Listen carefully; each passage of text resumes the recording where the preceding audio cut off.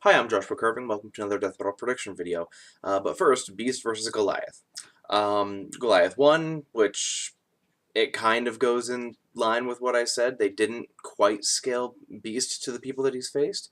I'm not too torn about it. I had no real attachment to this fight, and in the end, the animation itself, while certainly good, was extremely short and a little bit boring in a sense because both of the fighters essentially don't have abilities as much as they do stats. So the fight was more or less just one huge slugfest. Um, I really don't have that much else to say for it. The golden tree thing was questionable. I don't know. Some people are calling it into question, but I have no real issue with it. So anyway, good fight time. So we have Solid Snake versus Sam Fisher. This is a fight that I've actually seen a lot of people saying that they want to see, and we're finally getting it. And apparently we're getting the original voice actor for Vegeta to play Snake. That's definitely awesome. So we're going to go into the classic stats for this one, strength, speed, durability, and I'm going to add in stealth for this one because that is evidently going to be a very prevalent part of this fight. So we'll start with Sam Fisher, and then we'll go to Snake. For strength, Sam is basically peak human with massive training, but again, he simply comes out to peak human. And the same kind of comes into play with speed, though in terms of agility, he has a few borderline superhuman feats with the mark and execute ability, which basically makes him able to shoot like off of walls and into enemies and such. So it gives him a very dexterous superhuman ability almost. Um, in terms of durability, he's peak human, but with his armor, he can take small arms fire. Uh, though he doesn't typically have very much armor, it's mostly for stealth, which evidently comes next. He's a master of conventional stealth, meaning like staying in shadows and like sneaking around, using his systems to overload lights and other things that would give him away. He's just very well suited to what you would classically refer to stealth as. He even has a suit that absorbs 30% of light to make sure that he can blend into the shadows even better. For his weapons, he has a fucking shitload. They both do. This will be fun. He has the Karambit Curved Knife, a stun gun, non-lethal crossbow with EMP, sleeping gas, sticky shock, and noisemaker bolt rounds, the SCIS semi-auto pistol, the Desert Eagle, Scorpion machine pistol, MP5 submachine gun, the Maw armor-piercing assault rifle, AK-47, SCIS shotgun, SCIS sniper rifle, chaff EMP flashbang gas, and incendiary grenades, remote mines, proximity shockers, and the 5.7 pistol. His goggles can see electric currents, infrareds, and it gives him information on things that he can see, as well as night vision. He also has the tri-rotor flying recon drone and breaching charges, as all good people do. He also has a camera that he can do things like poking under doors for. In terms of equipment, that's more or less what he's got and what he's going in with. I don't know if they're going to be counting his teammate, which if I recall, her name is Anna. I don't know too much about that, but it probably won't be too major. Either one of it, a lot of people might be crying outside help, even though both are getting it. So for the most part, I'm actually going to kind of shy away from making too many comments on it because of its more or less shaky grounds in terms of the fight. So now for Snake, we have Strength. Okay, here's the fun part. He has done a lot of crazy shit, including beating Big Boss in CQC, and if we want to go the power scaling route, he was able to fight a guy who like lifts giant mechs and can basically hold up the leg of the Peace Walker. But even on his own, Snake does have a few decent strength feats. Like he threw Gray Fox during their fist fight, who later on actually held up another mech's leg. He threw Gray Fox a solid 20 meters or so, well, not 20 meters, but 10 meters or so into like a fiberglass window that shattered. The fact that he was able to do that alone is pretty superhuman, and he's actually enhanced with his current armor.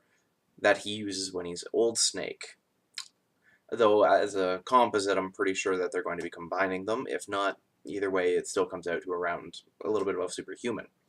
In terms of speed, oh boy, he is very massively hypersonic. Snake has so many feats that it's impossible to look at them as outliers. Snake has dodged gunfire regularly.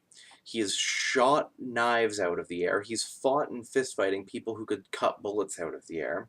And one of his best feats, actually two of his best feats, because they're both pretty similar. The first one is when he faced a sniper wolf. He basically reacted to the bullet being shot at him and dodged it. With Sniper Wolf, pretty good. But then when he fought Crying Wolf, it got bumped up to 11 because now picture the exact same feat, but done with a motherfucking railgun. And when I was looking at the feat itself, you can see that Snake doesn't actually start moving out of the way of the shot until it's about 30 feet from him. So that's pretty massively hypersonic. That's at least probably double-digit Mach, if not triple. In terms of durability, he has a feat where he was basically walking through a microwave tunnel, like it had a shitload of microwaves in it that apparently were vaporizing people. So, and he walked through it. His solid eye, which I'll go into later, actually exploded on his face, and he didn't give a shit. And then he actually went on to fight the final boss minutes after.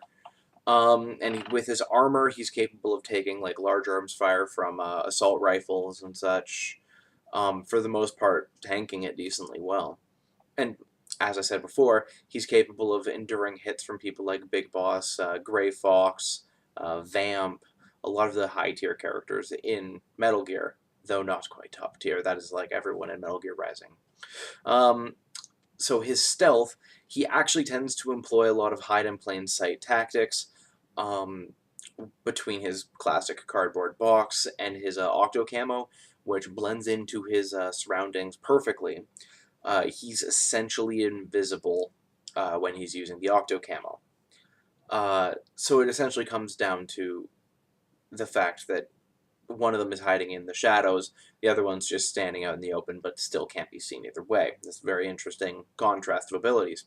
So for Snake's weapons, he has the Beretta pistol, the MAC-11 machine gun, the M79 grenade launcher, the RPG-7, C4 charges, a remote-controlled missile, frag grenades, mines, MK-23 SOCOM, the FAMAS assault rifle, PSG-1 sniper, Stinger missiles, Nikita missiles, MP5 SMG, time bombs, claymore mines, chaff grenades, stun grenades, the Spaz-12 shotgun, Glock 18 automatic pistol, which we affectionately refer to as the Gib, the M4 custom carbine, the AK-102 carbine, M8A2 anti-material rifle, a portable railgun, the M22-4 mortar, Molotov cocktails, sleep gas mines, phosphorus grenades, the legendary cardboard box, the Jerry Mouse remote scouting device, the Metal Gear MR2 camouflage stealth recon unit, an explosive detector that alerts Snake of hidden explosives, and the investigation solid eye, which he uses night vision with.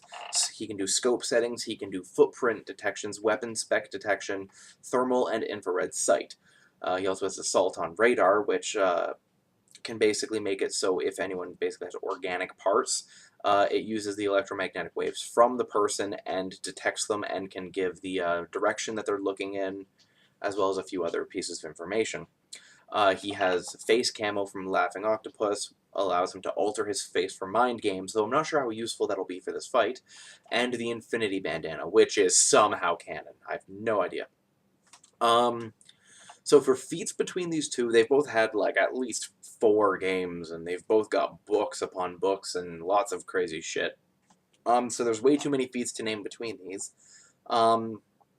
Sam, basically, when it comes down to it, has defeated a large number of terrorists, even within his own organizations, and Snake has managed to kill a metric fuck ton of superhuman soldiers. So, in the end, it doesn't take a genius to look at this and say, hey, the guy who is very blatantly superhuman and eats guys like his opponent for lunch on a daily basis versus the guy who is basically the dude's enemies on a daily basis. Sam basically has no way of winning this fight. Even if he does manage to get a jump on Snake, um, other situations where Snake has been ambushed have shown that he can react to gunfire and dodge it. Even when suffering from PTSD and osteoporosis as an old geezer complaining about his hip. Um, this all comes down to the fact that no matter what the situation is, um, Sam won't know what Snake can do, and it ultimately puts him at a disadvantage because Snake not only has the superior gear, he also has superior stats. The only thing that Sam is maybe better in is stealth, and even then, that's simply because he does conventional stealth. Um, the Octo Camo is perfect invisibility, which even lends itself better to stealth, which takes away even that aspect from Sam. And even though the two are roughly on par with each other in terms of experience, the people that Snake fights far outclass anything that Sam has ever fought. In the end, it comes down to the fact that Metal Gear Solid is a game that is essentially a modern fantasy game, while Splinter Cell is a much more realistic prone game. Um, in the end, I'm definitely looking forward to seeing the fight. It's going to be really cool. I'm hoping that there's a ton of in-jokes, and I look forward to seeing what the voice actors do for this one. Uh, I can't really think of much else to say on this one other than it's a stomp and a half, but it's certainly one that I'm glad to see because Snake is one of the most awesome characters in all of fiction. So this is Josh Irving signing out, and I will see you guys next time.